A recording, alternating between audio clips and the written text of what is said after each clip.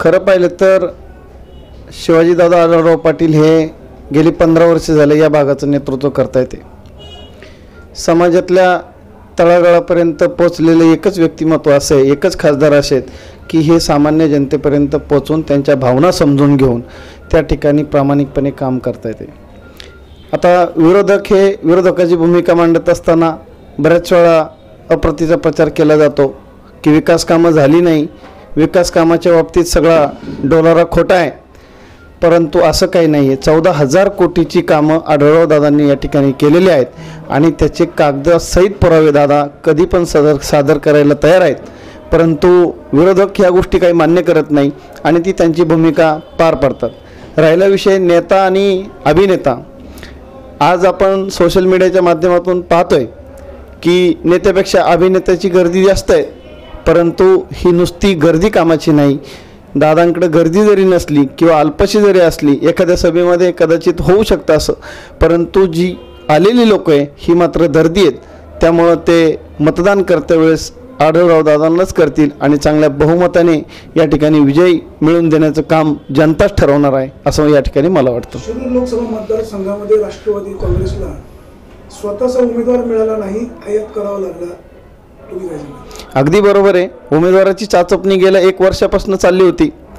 माननीय अजितदादा बोलले होते शिरूरच्या एका कार्यक्रमामध्ये की या शिरूर लोकसभेमध्ये, शिरूर आंबेगाव लोकसभेमध्ये मी स्वतः उभं राहील। परंतु चांगल्यांना भल्याभल्यांना माहीत आहे की शिरूर मतदार जो संघ आहे हा आढळराव दादांचा बालेकिल्ला आहे आणि शिवसैनिक या ठिकाणी जास्त प्रमाणात आहे। काही ठिकाणी जरी राष्ट्रवादी काँग्रेस पक्षाच्या पंचायत समिती असेल, जिल्हा परिषद असेल, या ठिकाणी जागा जास्त असतील कदाचित, परंतु खासदारांच्या बाबतीत या जनतेचं मत अतिशय प्रेमळ आहे, स्पष्ट आहे। त्यामुळं येणाऱ्या निवडणुकीच्या काळामध्ये जनताच दादांना कौल देण्याचं या ठिकाणी काम करेल। खऱ्या अर्थानं 15 वर्षे दादांनी काय केलं? दादा 10 वर्षे विरोधी पक्षनेत्यात होते, विरोधी पक्षामध्ये होते, तर त्या ठिकाणी कुठलेही काम होऊ न देण्याचं काम सत्ताधारी पक्षाने त्यावेळेस केलेलं आहे।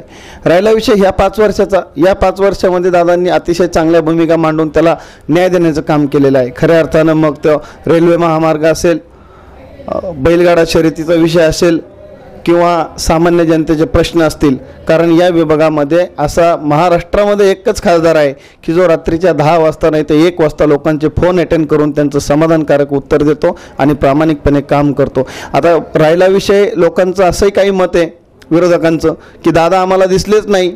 अरे बाबांनो, दादा दर रविवारी सकाळी 8 वाजल्यापासून तर रात्री 11 वाजेपर्यंत त्यांच्या राहत्या घरी असतात।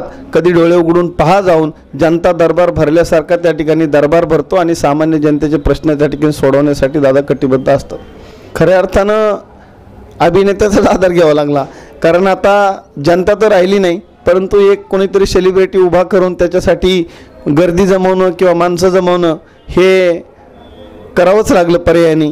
त्या बाबतीत पवारसाहेब मास्टर आहेत आणि राजकारणामधले ते तसे जादूगारच आहेत। त्यामुळे त्यांनी अभिनेता आणले, यात काही नवीन काही नाही। जसं गेल्या 15 वर्ष दादांचा चढत्या क्रमाने विजय झालेला आहे, त्याचप्रमाणे आत्तासुद्धा हा विजय हा 100% होणारच आहे आणि सामान्य जनता त्याच्यासाठी काम करते, सामान्य नेते काम करता येते, काही आमदार काम करता येते, काही त्या विभागाचे जिल्हा परिषद सदस्य काम करता येते। परंतु याच्यापेक्षा अजून खोलवर जाऊन सांगेल की सामान्य जनता दादांसाठी या ठिकाणी काम करते असं आपल्याला पाहायला मिळते। त्यामुळे दादा हे मतधिक्याने निवडून येतील हा मात्र विश्वास आहे।